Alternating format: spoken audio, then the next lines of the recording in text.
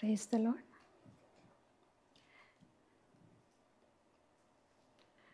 ముందుగా నాకు ఈ అవకాశం కల్పించిన దేవునికే నా ప్రత్యేక వందనాలు తెలియజేసుకుంటున్నాను. మరి అవకాశం ఇచ్చిన శోభకు కూడా మరి ప్రత్యేక వందనాలు తెలియజేసుకుంటున్నాను. కూడి వచ్చిన ప్రతి ఒక్కరికి కూడా నా వందనాలు. మరి ఈరోజు ఇట్లా సాక్ష్యం పంచుకోవటం నిజంగా దేవుని మహాకృప. నాకు ఇవ్వబడిన సమయం 15 నిమిషాలు. ఆ 15 నిమిషాల్లో దేవుని కృపను బట్టి ఎంతవరకు ప్రభువు నాకు మాటలు అందిస్తే ఆ రకంగా నేను ముందుకు వెళ్తాను. మొదటిగా నేను హిందూ కుటుంబం నుంచి వచ్చాను.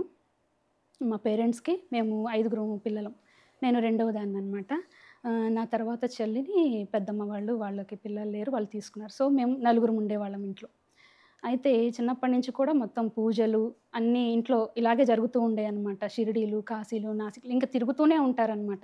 హాలిడేస్ వచ్చాయంటే మాకు వెకేషన్, సమ్మర్ క్యాంప్స్ ఇంక ఇవే అనమాట. అలా ఉన్న కుటుంబంలో నేను ఎలాగో ప్రభువుని తెలుసుకున్నానంటే కనుక మా అమ్మమ్మ ద్వారా నేను ప్రభువుని తెలుసుకోవడం జరిగింది. ఆమె ప్రభువుని ఎలా తెలుసుకున్నారంటే ఆమెకు ఒక అనారోగ్య సమస్య, అది నేను పుట్టక మునుపు మేబీ ఆమె మారిన తర్వాత 1 సంవత్సరానికేమో నేను పుట్టినట్లున్నాను. అయితే ఆమెకి క్యాన్సర్ రావటం వల్ల ప్రభువు దర్శించి ఆమెను మాట్లాడి దర్శించి అలాగూ ఆమె ప్రభువుని నమ్ముకోవటం, అలా ప్రార్థనలు చేసుకోవటం.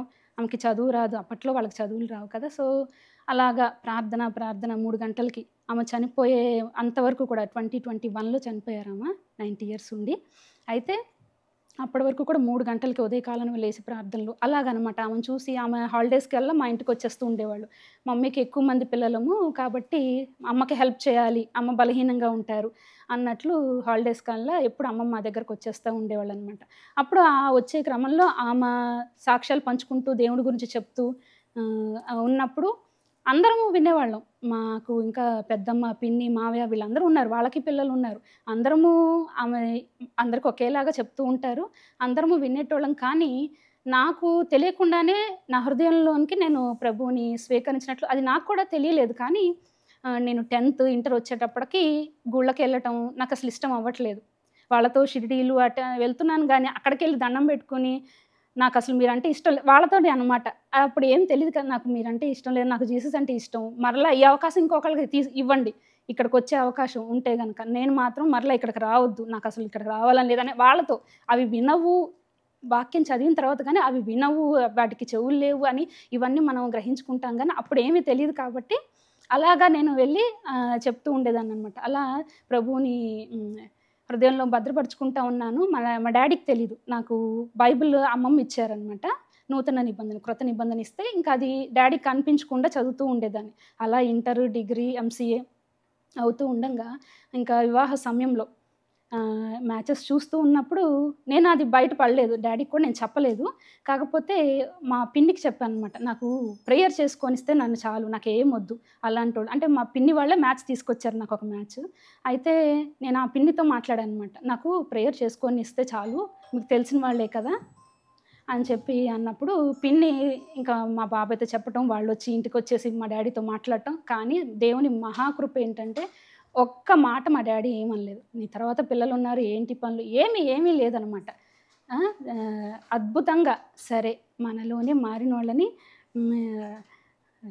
మారినోళ్ళని చూసి చేద్దామని చెప్పని ఎంత అద్భుతంగా ఆయన హృదయాన్ని, నాకు తెలిసి ఆయనకు కూడా తెలియదు పిల్లలను నొప్పించకూడదని ఆయన అనుకుని ఉండొచ్చు. కానీ అసలు ఎలా ప్రవ్వా, ఇది ఎలాగా అద్భుతం, ఏదైనా చేయగలవు ప్రవ్వా నువ్వు నిజంగా అన్న ఇది అనిపించింది. అయితే అలా ఒప్పుకున్నారు.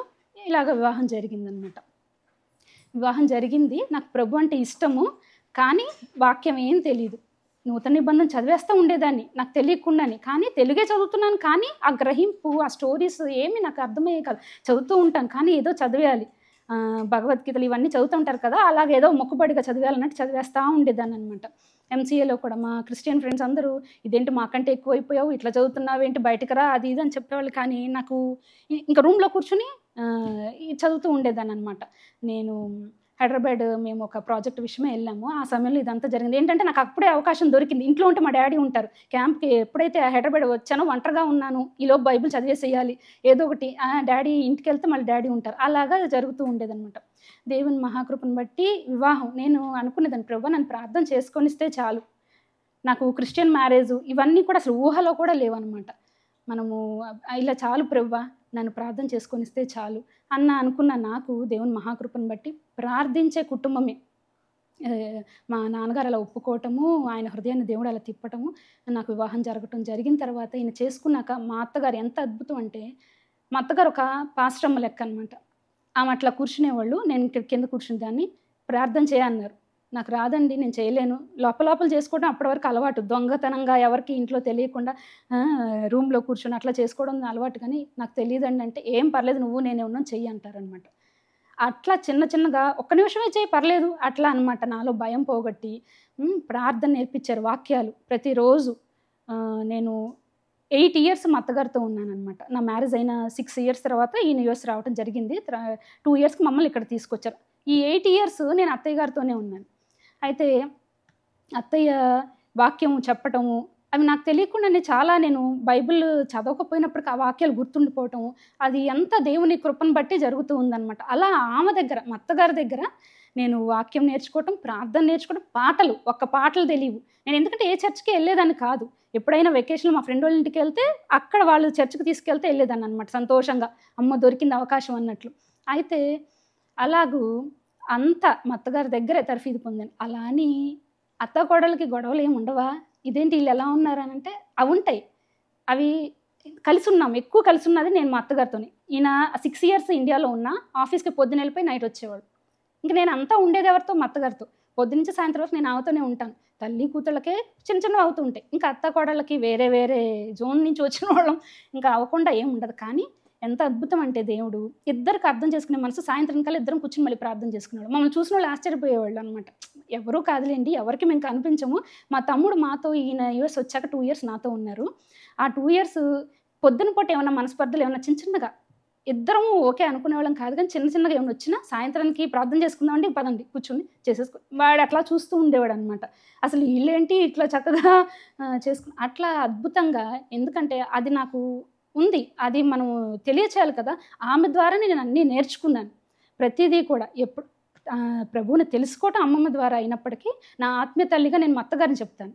ఇద్దరు ఉన్నారు నాకు ఆత్మీయ తల్లులు. ఒకళ్ళు మా అమ్మమ్మ నాకు దేవుని పరిచయం చేస్తే, నన్ను దేవునిలోనికి నిలబెట్టిన ఆమె మా అత్తగారు. సో అట్లాగా నేను ప్రతి చోట సాక్ష్యం ఇదే చెప్తాను అనమాట. విజయవాడ వెళ్ళినా, మా హైదరాబాద్లో చర్చిలో చెప్పాల్సి వచ్చినా ఇలాగే ఉంటుంది. అలా మా అత్తగారి ద్వారా నేను చాలా విషయాలు నేర్చుకున్నాను. అక్కడ అలా జరుగుతూ ఉంది. ఇంకొక అద్భుతం ఏంటంటే, దేవుడు ఎక్కడ అవమానం కలగకుండా తన బిడ్డల్ని కాచి కాపాడుతాడు అన్నట్లు, తను నమ్ముకున్న వారిని ఎన్నడూనూ ఆయన సిగ్గుపరచడు. నాకు పీసీఓడి ప్రాబ్లం ఉంది, పీరియడ్స్ ఇర్రెగ్యులర్, అసలు 6 మంత్స్ 5 మంత్స్ ఎప్పుడు డేట్ వస్తుందో నాకే తెలియదు. అలాంటిది మ్యారేజ్ అవ్వంగానే మళ్ళీ పీరియడ్ రాలేదు. అదేదో రాలేదని అనుకున్నాను నేను. ఎప్పుడు నాకు అలవాటేగా, 5 మంత్స్కో 6 మంత్స్కో ఎప్పుడు వస్తుందో నాకే తెలియదు. సో కానీ అద్భుతంగా 2nd మంత్ నేను కన్సీవ్ అయ్యానని, పాప పుట్టడం చాలా అద్భుతం అనమాట. డాక్టర్ దగ్గరికి వెళ్ళినా కానీ వెంటనే అసలు మేము ఎక్స్పెక్ట్ చేయలేదు. నాకు ఎటు డేట్స్ రావు, వదిలేసామన్నమాట. అయితే డాక్టర్ దగ్గరికి వెళ్తే, అసలు ఇది చాలా అద్భుతం, నీకు అంత ఇర్రెగ్యులారిటీ ఉంది, అసలు నీకు ఎక్కడ సైకిల్ సరిగ్గా లేదు, నీకు ఎలా వచ్చింది అసలు, ఇది మిరాకిలే నీకు అని చెప్పి డాక్టర్ అన్నారనమాట. నా ఇదంతా హిస్టరీ అంతా చూసి. సో అలాగూ ఉంచుకోవటం. ఇంకొక విషయం ఏంటంటే, ప్రెగ్నెన్సీ అప్పుడు అందరూ బాబు అని నాటడం వలన నాకు నాకు బాబే పుడుతున్నాడు అన్న ఫీలింగ్లో వాళ్ళు సిజేరియన్ చేసి పాప పుట్టిందంటే వీళ్ళు అబద్ధాలు చెప్తున్నారేంటి, ఇప్పుడు నాతో జోకులు వేస్తున్నారేంటి అనుకుంటున్నా మైండ్ మత్తులో. అయితే చూపించారు, చక్కగా ఉంది, అసలు ఎంత బాగుంది. ఇంకా అంతే. అలాగూ నేను పాప పుట్టింది. ఫస్ట్ ఏమనుకున్నాం, బాబు అనుకున్నాం, అందరం బాబు అని అనుకున్నాం అనమాట. అయితే పాప పుట్టింది. నేను 2nd టైము అడిగాను, ప్రభువా నువ్వు నాకు చూపిస్తావా, నాకు ఎవరిని ఇస్తావు? ఫస్ట్ నేను బాబు అనుకున్నాను, పాప వచ్చింది. ఈసారి నాకు ఎవరిని ఇస్తావు, నువ్వు చూపిస్తే చూపించు, వాక్యం ద్వారా మాట్లాడు, నీ చిత్తం, నువ్వు ఎలా చూపిస్తే, నువ్వు ఎలాగా అనుకుంటే నీ చిత్తంలో ఎలా ఉంటే అలాగా నడిపించమన్నప్పుడు వాక్యంలో ఉంటుంది కదా, మరి 12 ఏళ్ల రక్తస్రావం కలిగిన స్త్రీ, ఆయన వస్త్రపు చెంగు ముట్టితే చాలు మరి నేను స్వస్థత పొందుకుంటాను అనుకుంది. అది ఆమె విశ్వాసం. మరి సైన్యాధిపతి వచ్చి, మరి సేవకుడు ఇట్లాగున్నాడు, నువ్వు మాట మాత్రం సెలవివ్వు, స్వస్థత వచ్చేస్తుంది అని అన్నారు. అది అతని విశ్వాసం. అతని విశ్వాసాన్ని బట్టి ప్రభు అలాగే ఎవరి విశ్వాసం ఎలాగ పనిచేస్తాడు ఆ రకంగా స్వస్థపరచడానికి ఇష్టం కలిగిన దేవుడు అన్నట్లు ఆ రకంగా వాళ్ళతో మాట్లాడతాడని నాకు వాక్యము చదువుతూ ఉండగా, అవును కదా ప్రభు, నేను అప్పుడు కళ ద్వారా, నాకేంటంటే అప్పుడు వాక్య జ్ఞానం అంత లేదు కాబట్టి నా కళలు దర్శనాలు వస్తూ ఉండేవి. అవి జరగటం కూడా నేను చూస్తూ ఉంటాను. నేను అందువల్ల వాటిని నమ్ముతాననమాట. ఎందుకంటే నాకు వచ్చిన కలలు అవి జరగటము ఆశ్చర్యంగా మా అత్తయ్య గారికి కూడా చెప్పేదాన్ని. అత్తయ్య ఇట్లా వచ్చిందండి అంటే నవ్వుకునేవాళ్ళం. తర్వాత అయ్యే జరుగుతుండే. అట్లా అవుతూ ఉన్నప్పుడు నేను అడిగినప్పుడు ప్రభువు బాబుని దర్శనంలో చూపించారు. 7th మంత్‌లో ఇంకా నేను చర్చ్‌లో వెళ్ళి సాక్ష్యం చెప్పాను. ప్రభు నాకు బాబుని ఇస్తున్నారు. బాబుకి మైటీ అని పేరు పెడుతున్నాను. పేరు కూడా నాకు చూపించారు మైటీ అని. ఆ మైటీ అని నేను పిలుచుకుంటా ఇంట్లో. అసలు పేరు నిక్‌నేమ్స్ పెట్టే బాధ్యత నాది. అసలు పేర్లు పెట్టే బాధ్యత దానిదనమాట. అయితే అట్లాగూ నేను నిక్‌నేమ్ మైటీ అని కూడా ప్రభువు ఇవ్వటం నాకు ఆశ్చర్యంగా అనిపించింది. అయితే చెప్పిన తర్వాత నిజంగా బాబే పుట్టాడు. మనకి ఇండియాలో చెప్పరు కదా! సో, దేవుని మహాకృప ఆయన చెప్పినట్లుగానే చేసే దేవుడు కాబట్టి బాబు అలాగా అయింది. ఇలాగూ పిల్లలిద్దరు పెరుగుతున్నారు. బాబు పుట్టిన 9 మంత్స్‌కి నేను యూఎస్ రావటం జరిగింది. అది కూడా దేవుని గొప్ప ప్రణాళిక అనమాట. ఆయన ఇలా తీసుకొనొచ్చారు. ఇక్కడికొచ్చిన 2 ఇయర్స్ కూడా నేను పిల్లల్ని పెట్టుకొని అక్కడే ఉన్నాను. అసలు ఈయన ఆధారం లేకుండా నేనేవి కూడా ఇంట్లో పనులు జరిగించలేను. అలాంటిది పిల్లల్ని ఇద్దరిని పెట్టుకొని ఉండటము. పాపకి ఫీవర్ వచ్చినప్పటికీ ప్లేట్లెట్ కౌంట్ పడిపోతుందని డాక్టర్ చెప్పినప్పటికి కూడాను పెద్ద హాస్పిటల్‌కి తీసుకెళ్ళమ్మా కూకట్పల్లిలో ఉంటది కదా! మెయిన్ దానికి అంటే నేను తీసుకెళ్ళానండి. ఎందుకంటే పేరెంట్స్ నాకెవరు దగ్గరలో లేరు. నేను ఇంట్లోనే పెట్టుకుంటే నీ ఇష్టం అదేంటి అట్లా మాట్లాడుతున్నావు పిల్లంటే ఆరోగ్యం కదా! నువ్వు అట్లా మాట్లాడుతావు అంటే నాకు చేసేవాళ్ళు ఎవరు లేరండి. నేను చూస్తానులేండి అని చెప్పి తీసుకొచ్చి ఇంట్లో పెట్టి ప్రార్థన చేస్తాం. ఏవో చిన్న చిన్న రెమెడీస్ ఉంటాయి కదా! దాని ద్వారా ప్లేట్లెట్ కౌంట్ ఇంక్రీజ్ అయిపోవటం, దేవుడి వాక్యం ద్వారా మాట్లాడటం పిల్ల విషయంలో. ప్రభువా నువ్వు మాట్లాడు. నేను ఎలా ఉన్నానో నీకు తెలుసు. ఒంటరిగా ఉన్నాను పిల్లలిద్దరు. అలా అసలు మనలో ఏవి ఆయనకి అక్కర్లేదు కానీ మన అవైలబిలిటీ అన్నట్లు, మన ఎబిలిటీస్ కాదు మన అవైలబిలిటీ అన్నట్లు నిజంగా మనం హృదయపూర్వకంగా ఆయన ఆశ్రయించినప్పుడు స్పష్టంగా ప్రతీదీ తెలియచేసే దేవుడనమాట. అలాగూ ఫీవర్స్ వచ్చేస్తూ ఉండే 105, 104 టెంపరేచర్‌లు వస్తూ ఉండేవి పాపకి. సో, ప్రతి సమయంలోననమాట అలాగే ఈయన లేని సమయంలో నేను ఒంటరిగా ఉన్నప్పుడు పిల్లల్ని పెట్టుకొని ఉన్నప్పుడు మా అత్తగారు ఉన్నారు కానీ అత్తయ్యకి ఈ పనులేమీ తెలియవు. ఆమె ఇంకా గదిలో ఉంటారు, ప్రార్థన చేసుకుంటారు. ఆమెకి పిల్లల్ని పెంచడం కానీ, వాళ్ళకి తినిపించడం, వాళ్ళ దగ్గర ఇవేమీ తెలియవు. ఇంకా ప్రార్థన అలా ఉంటారనమాట. సో, ఇంక పనులన్నీ నేనే చేసుకోవాల్సి అట్లా అనమాట. అది నాకు అలా నడిచింది. అలా అన్నప్పుడు ప్రభు చక్కగా వాక్యం ద్వారా మాట్లాడటము, నడిపించడం. నిన్నెన్నడను విడవను, నిన్ను ఎడబాయనని ఈయన ఫ్లైట్ ఎక్కారు సాటర్డే. సండే మార్నింగ్ చర్చ్‌కెళ్ళి పిల్లలిద్దరిని చంటోడు 9 మంత్స్ వాడిని ఎత్తుకొని పిల్లని ఇట్లా పట్టుకొని ఏడుస్తూ ఉన్నాననమాట. ప్రభు వాక్యం విడుదల చేశారు. ఆరాధన మధ్యలో చెప్పారనమాట. ఈ వాక్యం ఎవరితోనో ప్రభు మాట్లాడుతున్నారని. నిన్నెన్నడను విడవను, నిన్ను ఎడబాయను, నిబ్బరం కలిగి ధైర్యంగా ఉండుము అని యెహోషువ 1:9 నుంచి ప్రభు మాట్లాడటం జరిగింది. సో, అప్పటి నుంచి నిజంగా ప్రభు విడిచిపెట్టకుండా 2 ఏళ్ళు ఈయన లేకపోయినా నేను అట్లాగా ఉండటం. అక్కడ చక్కగా మా ఇంటికి వచ్చేవాళ్ళనమాట. 5, 6 వచ్చి ప్రతి వారం ప్రేయర్స్ జరుగుతూ ఉండేవి. అలా ప్రభువులో బలపడటం జరిగింది. మరి యూఎస్ ప్రేయర్ చేస్తూ ఉన్నాము. యూఎస్ వచ్చాము. వచ్చిన తర్వాత 2018 డిసెంబర్‌కి వచ్చాము. వచ్చిన 4 ఇయర్స్‌కి నడుస్తూ ఉంది. ఇంకా అంతా నార్మల్‌గానే ఉంది. ప్రార్థనలు జరుగుతూ ఉన్నాయి. అడిగినప్పుడు డోర్స్ ఓపెన్ చేశారు. ప్రభువా ఇక్కడ ఫెలోషిప్ లేదన్నప్పుడు ఆశ్చర్యకరంగా వాట్సాప్ గ్రూప్ ద్వారా ఒక డోర్ ఓపెన్ అయింది. నేను అలా ప్రార్థనలు జరుగుతూ ఉన్నప్పుడు 2022లో ఒక ఫోన్ కాల్ ఏంటంటే మా అమ్మగారికి బాలేదు. అప్పటికి ఆల్మోస్ట్ 6 మంత్స్ నుంచి ఆమె సిక్ అయి ఉన్నారనమాట. సిక్ అయి ఉన్నప్పుడు కిడ్నీ ప్రాబ్లమ్ అని ఏవేవో ట్రీట్ చేస్తున్నారు కానీ లేట్ అయిపోయింది. వాళ్ళు రికగ్నైజ్ చేయడానికి కూడా లేట్ అయిపోయిందనమాట. మొత్తానికి క్యాన్సర్ అని చెప్పి ఫైనల్ స్టేజ్ అని చెప్పారు. ఇంకా అప్పట్లో ఇప్పుడున్నంత ఇదిగా వినటం క్యాన్సర్ అనేది అప్పుడు వినలా. మా అమ్మమ్మ తర్వాత నేను బహుశా వినటం ఏమదేనేమో అన్నట్లు ఇంట్లో అందరం ఇంకా అలా కుప్పకూలిపోయామన్నమాట. క్యాన్సర్ ఏంటి అసలే బలహీనరాలు, ఆమెకి ఏమి పని చేయలేరు, ఏటిలోనూ పట్టుండదు ఆమెకి, బలంగా పని చేయటము అలాగే ఏమీ ఉండేది కాదనమాట. అలాంటిది అసలు ఈ కీమోస్ ఎట్లా తట్టుకుంటారు, ఈ రేడియేషన్లు ఎలా తట్టుకుంటారు, అసలు ఇవి ఏంటి ఎలా ప్రభువా అని ఒక 1 వీక్ ముందు వాక్యం కాదు ఏం కాదు ఇంకా ఏడుపే ఇంకా అట్లా అవుతూ ఉన్నప్పుడు నేను చెప్తున్నాను, నువ్వు అట్లా అయిపోతే ఇంట్లో మా సంగతి ఏంటి, ఇంట్లో పిల్లల్ని నువ్వు ప్రార్థన చేయాల్సింది నువ్వు చెయ్యి, దేవుడు చూసుకుంటాడు అన్నప్పుడు నిజమే కదా అని అప్పుడు ప్రభువా నువ్వు నాతో మాట్లాడు, నువ్వు తీసుకుంటావా నువ్వు ఉంచుతావా, నాకు ఆ ధైర్యాన్ని ఇవ్వు అన్నప్పుడు నాకు ప్రభువు నిన్ను స్వస్థపరచు యెహోవాను నేనే అని చక్కగా ఒక వాక్యం నా చేతిలో పెట్టారనమాట. నేను క్యాలెండర్లో మనకి వర్సెస్ ఉంటాయి కదా, ఇప్పుడు అక్కోళ్ళు ఇచ్చే క్యాలెండర్స్లో కూడా ఆ వాటిని ఏంటంటే పారేయకుండా నేను కట్ చేసి బాక్స్లో పెట్టుకుని అవి తీసుకుంటాను. నాకు ఎప్పుడైతే భయంగా కానీ ఇట్లాగా ఏమన్నా నాకు అవసరతలు ఉన్నప్పుడు దాన్ని తీసినప్పుడు అతి స్పష్టంగా ప్రభు మాట్లాడి ఈ రోజు వరకు నేను చూశాను అనమాట. అలాగూ ప్రభు అమ్మ గురించి ఏం చెప్తావు నువ్వు చెప్పు, నేను ఏదంటే అది నేను దానికి లోబడిపోతాను, నాకు ఆ హృదయాన్ని కూడా ఇవ్వు, నువ్వు తీసేసుకుంటావా, ఎందుకంటే ఈ స్టేజ్ అంటున్నారు ఇంకా 2-3 మంత్స్ అని చెప్పేస్తున్నారు, ఏంటిది ఇంతగా ఇప్పుడు తెలిసింది అన్నప్పుడు స్వస్థపరిచే యెహోవాని నేను ఇంక పట్టుకున్నాను. ఇంకా గబ్బా ఇంకా ఈయన దగ్గరికి వెళ్ళి, ఏమండి చూడండి ఎంత వాగ్దానం వచ్చిందంటే, అవునా పోనీలే అని చెప్పాను. ఆ రోజు నుంచి ప్రభువు నడిపిస్తానే ఉన్నారు. నేను అడుగుతూ ఉన్నానన్నమాట. ఆగస్టులో అమ్మకి ఇదని తెలిసినప్పుడు డిసెంబర్ కల్లా మేము ఇండియా వెళ్ళాము. ఎలా వెళ్ళామంటే నేను ప్రార్థిస్తా ఉన్నాను, ప్రభువా చెల్లొక్కటే ఉండి చేస్తూ ఉన్నది. అక్కని బావగారు అంత త్వరగా పంపించరు. అయితే చెల్లి ఒక్కటే ఉండిపోయింది, ప్రభువా అమ్మకి నేను చెయ్యాలి, ఈ వయసులో కదా నేను చెయ్యాలి. చిన్నప్పటి నుంచి చేశాను, అమ్మతోనే ఉండేదాన్ని, నేను ఇంట్లో పని అంతా నేనే చేసేదాన్ని అనమాట. అమ్మ నేనే చేసుకునేవాళ్ళు ఇంట్లో పనులు. ఇప్పుడు ఈ సమయంలో కూడా నేను అమ్మకి సహాయపడాలి, ప్రభువా నన్ను తీసుకెళ్తావా, నన్ను నీ చిత్తం ప్రభువా అని అడుగుతూ ఉన్నాను. డిసెంబర్లో డోర్స్ ఓపెన్ అయ్యి డిసెంబర్లో ఇండియా వెళ్ళాము. అంటిల్ నేను మళ్ళీ ఏదైతే ప్రార్థన చేసుకున్నాను అప్పటికి కూడా ఏంటంటే డాక్టర్స్ చెప్పేశారు, ఇంకా తనకి ట్రీట్మెంట్ ఆపేసేయండి, తనకి ఇంకా తట్టుకోలేదు అన్నట్లు చెప్పారనమాట. ఇంకా నేను చర్చ్లో అమ్మ సన్నివేల్ చర్చ్కి వెళ్ళడం, చర్చ్లో ప్రేయర్ రిక్వెస్ట్లు ఇచ్చేసి ఇంకా వాళ్ళకి చెప్పి మేము బయలుదేరి ఇంకా వెళ్ళాం. నేను వెళ్ళే ముందు అనుకున్నా, ప్రభువా నేను ఒక గొప్ప విజయంతోనే శుభవార్తతో నేను రావాలి, నేనేదో వెళ్ళిపోయి ఆమెను ఏదో ముగించి నేను రాను, నువ్వు అర్థం చేస్తున్నావు, నేను వస్తాను, నువ్వు ఇచ్చావు వాగ్దానం, అట్లాగే నేను వస్తాను, ఆమెను చూసి నేను ఎక్కడ దిగజారిపోకూడదు, మళ్ళీ ఆ పరిస్థితులు డైరెక్ట్గా చూస్తాను ఆ మనిషిని అనుకున్నప్పుడు ప్రభువు డిసెంబర్లో తీసుకెళ్లారు. అద్భుతంగా మార్చిలో రిపోర్ట్స్ వచ్చాయండి. అప్పటి వరకు ఆమెతో ఉన్నాను, ప్రార్థన చేస్తున్నాను. ప్రభువు ఆగస్ట్ నుంచి మార్చి రిపోర్ట్స్ వచ్చేంత వరకు కూడా ఎట్లా అంటే అసలు నాతోనే ఉన్నారు దేవుడు అన్నంతగా. నిజంగా మనం విరిగి నలిగిన హృదయాన్ని ఆయన అలక్ష్యము చేయడు. ఖచ్చితంగా అది నెరవేరిందనమాట. అసలు నాతోనే ఉన్నట్టు మాట్లాడటము, అదే మాటలు మా అక్కకి చెల్లికి కూడా పంపించి వాళ్ళకు కూడా ఆదరణ కలిగే విధంగా దేవుడు సహాయం చేశారు. ఆ సమయంలో అక్క చెల్లి కూడా చాలా సంతోషించేవాళ్ళు. నేను ఇండియా నుంచి ఇక్కడికి వచ్చేటప్పుడు కూడా అక్క చెల్లి అదే చెప్పారు, నువ్వే లేకపోతే నేను కాదు దేవుడు, ఆయన నేను ఎంత కుంగిపోయానో మీరు ఇక్కడ ఎంత కుంగిపోయారో నేను అలాగే ఉన్నాను, అక్కడ కూడా దూరంగా ఉన్నప్పటికీ దేవుడు నన్ను బలపరిచాడు. అదే మాటలు మీకు ఆయన ఎలాంటోడో మీకు ఇప్పుడు అర్థమైంది కదా, మీరు కూడా ఆయన్ని మరి స్వీకరించండి అని చెప్పినప్పుడు అక్క చెల్లి కూడా ఇద్దరు నిజంగా అంగీకరించారు. చెల్లికి కొంచెం ఉండేది కానీ అక్క అందరూ ఒకటే అన్నట్లుగా ఉండేది.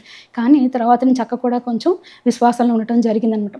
అలాగూ మార్చి రిపోర్ట్స్ వచ్చినప్పుడు అప్పటికే నాకు ప్రభు నెమ్మది ఇచ్చేశారు. వాళ్ళు రిపోర్ట్స్కి వెళ్తూ ఉన్నారు, నేను సంతోషంగా బాయ్ మమ్మీ అని చెప్తున్నాను. నాకు ఏంటి ప్రభు ఆమె వెళ్తుంది, వాళ్ళందరూ ఇట్లా ఫేసెస్ అంతా ఇట్లా అయిపోయి టెన్షన్ కదా, మరి రిపోర్ట్స్ వస్తున్నాయి, రిపోర్ట్స్ ఏమొస్తాయో తెలియదు ఆమెకి అన్నప్పుడు నేనైతే సంతోషంగానే ఉన్నాను. అక్క ఫోన్ చేసింది బెంగళూరులో ఉండి, ఏంటి పరిస్థితి ఏంటి వెళ్ళారు అని అంటే, అక్క నాకు వాగ్దానం చేసిన దేవుడు నమ్మదగిన దేవుడు, ఇప్పటి వరకు నాకు ఆయన ఏది చెప్పినా చేస్తానే వచ్చారు, ఏ ఒక్కటి తప్పిపోలేదు నా జీవితంలో, ఇది కూడా చేస్తారు. అది ఇప్పుడు 80%, నెక్స్ట్ 6 months తర్వాత మళ్ళీ తీసేప్పుడు 100% అలా వస్తుందా ఏదైనా నాకు తెలియదు, కానీ అద్భుతం మాత్రం చేస్తారు ప్రభు అని చెప్పినప్పుడు కంప్లీట్ నార్మల్ రిపోర్ట్ వచ్చిందండి. దేవునికే మహిమ కలుగును గాక.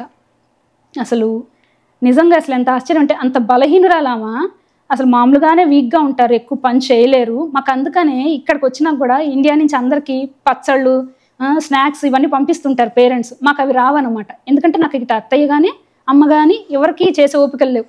సో నాకు ఏవి రావు ఇండియా నుంచి. సో అంత బలహీనరాలు, నేను ఎందుకు చెప్తున్నానంటే అంత బలహీనంగా అమ్మ ఉంటారనమాట. అలాంటిది ఆమెని దేవుడు నిలబెట్టుకున్నారు. ఆమెకి రిటర్న్లో రిపోర్ట్స్ తీసుకుని వచ్చేటప్పుడు అసలు ఎంత సంతోషంగా వచ్చారంటే, ఇంటికి వచ్చినప్పుడు చకచక్క నడిచేయటం ఇల్లంతా అలాగనమాట. అన్ని నెలలు ఆమెను అట్లా చూసిన వాళ్ళము, మొత్తం హెయిర్ అంతా మొత్తం పీకిపోతారు, ఇంక మనుషులు ఏమి ఉండరు అనమాట, స్కెల్టన్ లాగా అయిపోతారు ఇంక వాళ్ళు. అయితే అప్పుడు చెంగున వెళ్ళటము, చూసావు మమ్మీ దేవుడు ఎంత అర్థం చేశారు, ఆయన చెప్పారు చేశారు అంతే, ఆయన చిత్తమే జరిగింది సంపూర్ణంగా అని చెప్పినప్పుడు, అమ్మ నాకు చర్చ్ వెళ్ళే దారిలో నేను రోజు ఆ చర్చిని చూస్తాను, కానీ ఇవాళ నేను చర్చి మీద ఒక వాక్యం చూశాను, నీ దుఃఖ దినములు సమాప్తములగును అన్న మాట చూశానంటే దేవునికి స్తోత్రం, దేవుడు నీతో కూడా మాట్లాడుతూ ఉన్నారు. సో ఇది దేవుడు తీర్చారు మమ్మీ, అర్థం చేశారని చెప్పాను. నా టాస్క్ అక్కడితో అయిపోయింది. నేను ప్రభుని అడిగాను, ప్రభువా నేను విజయం పొందుకోవాలి, నేను రావాలి, ఎప్పటికి రావాలి, నేను మళ్ళీ జూలైలో ఆగస్టులో స్కూల్స్ ఉంటాయి, జూన్ జూలై కల్లా నేను వచ్చేయాలి ప్రభా, అప్పటికి మా వీసాలు, ఇంకోటి ఏంటంటే మా స్టాంపింగ్ అవి కూడా ఉన్నాయి అనమాట, అవన్నీ కూడా అయిపోవాలన్నప్పుడు ఖచ్చితంగా అవి కూడా జరిగినాయి అనమాట. అవి కూడా జరిగి అనుకున్న రీతిలో మరలా నేను యూఎస్ రావడం జరిగింది. ఇక్కడికి వచ్చాము, హౌస్ తీసుకోవాలన్న తలంపు కానీ ఏ కోసైనా మాకు లేదు, అస్సలు లేదు. కానీ దేవుని కృప ఇక్కడ తీసుకోవటం జరిగింది. ఇక్కడ కూడా ప్రభు మేము ఎక్కడ చూడలేదు, ఏ ప్లేసు చూడలేదు, ఇక్కడే ఒక్కటే కమ్యూనిటీ, ఇక్కడికే వచ్చాము, ఇదే చూసాము, ఇంక ఇది తీసుకోవడం జరిగింది. ఈ గృహం అప్పుడు కూడా ప్రభు ఇదిగో ఈ వాగ్దానం ఇవ్వటము, ఇది నా చిత్తమే అన్నట్లుగా ఆయన మరి ఇక్కడ ఏం కార్యాలు జరిగించబోతున్నారో తెలియదు. కానీ ఇదే ఇక్కడ అనేకులు కూడి ప్రార్థిస్తారని, నాకు ఇలాగ ఈ సహవాసంలో లేకపోతే ఇట్లాగా నాకు అవకాశం ఉండేది కాదు. ఎందుకంటే నేను అందరిలా గబుక్కుని వెళ్ళిపోయి మాట్లాడి రండి నేను ప్రేయర్ ఇట్లా నాకు లేదనమాట. మేబీ ఇంతమంది ఎలా వస్తారు ప్రభువా ఆ ఇంట్లోకి, ప్రార్థనలు ఎలా జరుగుతాయి, అసలు నేను ఏ మందిరానికి వెళ్ళాలి, అక్కడికి వెళ్ళినాక అనుకున్నప్పుడు జూలైలో వచ్చాము. డిసెంబర్ వరకు మాకు అటు ఇటు తిరుగుతానే ఉన్నామన్నమాట. జనవరిలో అనుకోకుండా యూట్యూబ్లో చూసినప్పుడు ఇక్కడికి వెళ్దామండి అన్నప్పుడు సరే అన్నారు. ఈయనకి ఇంకా నచ్చింది, ఇంకెటు వెళ్ళదు మనం ఇక్కడికి వెళ్దాం అని చెప్పన్నారు. అలా ఈ మందిరంతో కూడా ప్రభు మమ్మల్ని అంటుకట్టడం జరిగిందనమాట. నా దేవుని ఎప్పుడైతే అంగీకరించానో వివాహం అద్భుతంగా నేను ఊహించని రీతిలో మరి దేవుని నమ్ముకున్న వాళ్ళని మరి ఎలాగూ నాకు అనుగ్రహించారో. మరి వివాహమైన 2 సంవత్సరాలకే నేను బ్యాప్టిజం కూడా తీసుకున్నాను. మా అత్తగారు పాస్టర్ గారు ఉన్నారు, మనకు తెలిసిన ఆయన వస్తున్నారు, ఇండియా వస్తున్నారు, యుఎస్లోనే ఉంటారు ఆయన. అయితే యుఎస్లోనే ఉంటారు. అయితే ఆయన వస్తున్నారు అక్టోబర్లో, నువ్వు సిద్ధపడతావా అని అన్నారు అత్తయ్య. ఇంకంతే, సిద్ధపడిపోవాలి, ఇంక నేను సిద్ధపడిపోవాలి. నాకు అప్పటి వరకు తెలియదు, కానీ ఆయన ఇంకో వారంలో వచ్చేస్తున్నారు. ఆ రోజే మా వీళ్ళ కజిన్ సిస్టర్ మ్యారేజ్ అనమాట. అసలు ఇంత ఎత్తున బాగా చేస్తున్నారనమాట. అయినప్పటికీ అదే రోజున బాప్టిజం ఉన్నారు. నేను ఆ రోజే తీసేసుకుంటాను. మిగతా వాళ్ళందరూ అన్నారు, ఏంటిది ఈ పిల్ల అలా వెళ్ళిపోతుంది, పిల్లల్ని వదిలేసి పెళ్ళి పెట్టుకుని అది ఇది అని అన్నారు. లేదు మా అత్తయ్య కూడా చివరికి అన్నారు, వద్దులే వాసంతి నెక్స్ట్ టైం తీసుకుంటావా పోని అన్నారు. లేదు అత్తయ్య నేను తీసేసుకుంటాను ఇంకా. అలాగూ బాప్టిజం కూడా ప్రభు డోర్స్ ఓపెన్ చేశారు. ఆ పాస్టర్ గారే మా గృహప్రవేశానికి మరి హౌస్ వార్మింగ్ సెరమనీ చేసింది కూడా ఆ పాస్టర్ గారు. ఇది ఎలా జరిగిందంటే, ఇది ఒకటి చెప్పి నేను ముగించేస్తాను. ఇది ఎలా జరిగిందంటే, నేను ప్రార్థన చేసుకుంటున్నాను, సన్నీవేల్ చర్చ్కి వెళ్తాం అనుకున్నప్పుడు మరి వాళ్ళని పిలవాలి, మొత్తం ఇంగ్లీష్ చర్చే కాబట్టి మనకు వచ్చే వాళ్ళందరూ తెలుగు వాళ్ళు ఉంటారు. సరేలే ఏం జరుగుతుందా అని చెప్పి నేను ప్రేయర్ చేసుకుంటున్నప్పుడు నాకు ఆ పాస్టర్ గారు కనిపించడం అట్లా అనిపించింది. వెంటనే ఇంతో నన్ను పాస్టర్ గారిని మహాదేవన్ అంకుల్కి కాల్ చేద్దామా, అసలు ఆయన అవైలబుల్గా ఉంటారు, ఇక్కడే ఉంటారు, ఇండియాలో ఉంటారో తెలియదు అన్నప్పుడు వెంటనే కాల్ చేస్తే ఆయన రెస్పాండ్ అయ్యి, ఎప్పుడమ్మా జులైయా, నేను వచ్చేస్తాను, ఇంకేం మాటలేవు. అదే ఇండియాలో ఉంటే ఆయన కోసం ప్రేయర్ చేయించుకోవడానికి లైన్లో ఉంటాం అనమాట, అపాయింట్మెంట్ తీసుకొని నుంచుంటాం. కానీ ఇక్కడికి వచ్చి ఆయన అనుకోని రీతిలో నాకు ఎవరైతే బాప్టిజం ఇచ్చారో ఆ పాస్టర్ గారి ద్వారానే ఈ గృహప్రవేశం అనేది మేము ఇంటిలో ఇక్కడికి రావడం అనేది కూడా జరిగింది. సో ఇదంతా దేవుని గొప్ప ప్రణాళిక. మన అందరి పట్ల దేవుడు అటువంటి గొప్ప ప్రణాళికలు కలిగి ఉన్నారు. మనమంటే దేవునికి అంత ప్రేమ.